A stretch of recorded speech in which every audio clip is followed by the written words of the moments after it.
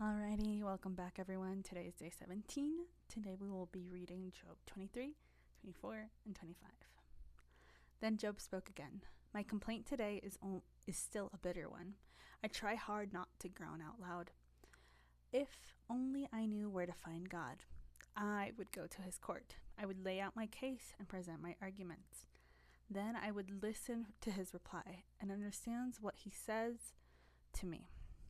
Would he use his great power to argue with me? No, he would give me a fair hearing. Honest people can reason with him. So, I would be forever acquitted by my judge. I go east, but he is not there. I go west, but I can't find him. I do not see him in the north, for he is hidden. I look to the south, but he is concealed. But he knows where I am going. And when he tests me, I will come out as pure gold. For I have stayed on God's path. I have followed his ways and not turned aside. I have not departed from his commands, but have treasured his words more than daily food. Once he has made his decision, who can change his mind? Whatever he wants to do, he does. So he will do to me whatever he has planned. He controls my destiny. No wonder I am so terrified of his presence. When I think of it, terror grips me. God has made me sick at heart, and the Almighty has terrified me. Darkness is all around me, thick, impenetrable. Darkness is everywhere. Now Job 24. Why does the Almighty bring the wicked to judgment? Why must the godly wait for him in vain? Evil people steal land by moving the boundary markers. They steal livestock and put them in their own pastures. They take the orphan's donkey and demand the widow's ox as security for a loan. The poor are pushed off the path. The needy must hide together for safety. Like wild donkeys in the wilderness, the poor must spend all their time looking for food, searching even in the desert for food for their children.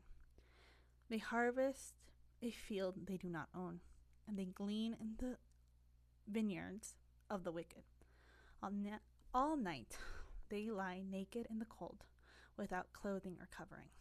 They are soaked by mountain showers, and they huddle against the rocks for want of a home. The wicked snatch a widow's child from her beast, taking the baby as security for a loan. The poor must go about naked, without any clothing. They harvest food for others while they themselves are starving. They press out olive oil without being allowed to taste it. They teem in the winepress as they suffer from thirst. The groans of the dying rise from the city, and the wounded cry for help. Yet God ignores their moaning. Wicked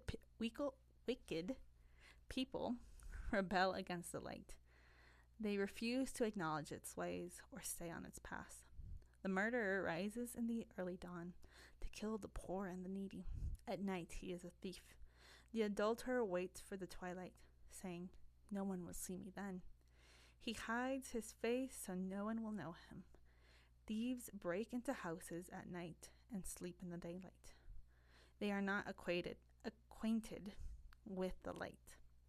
The black night is their morning. They ally themselves with the terrors of the darkness. But they disappear like foam down a river.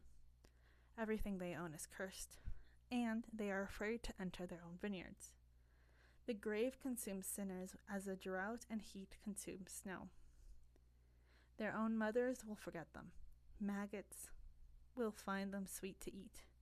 No one will remember them. Wicked people are broken like a tree in the storm. They cheat the woman who has no son to help her. They refuse to help the needy widow. God, in his power, drags away the rich. They may rise high, but they have no assurance of life.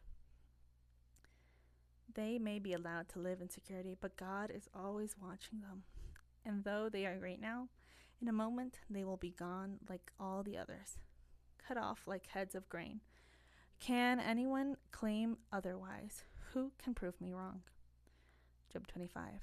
Then Bildad the Shuhite replied, God is powerful and dreadful. He enforces peace in the heavens. Who is able to count his heavenly army? Doesn't his light shine on all the earth? How can a mortal be innocent before God? Can anyone born of a woman be pure? God is more glorious than the moon. He shines brighter than the stars. In comparison, people are maggots. These mortals are mere worms. I'll see you guys tomorrow.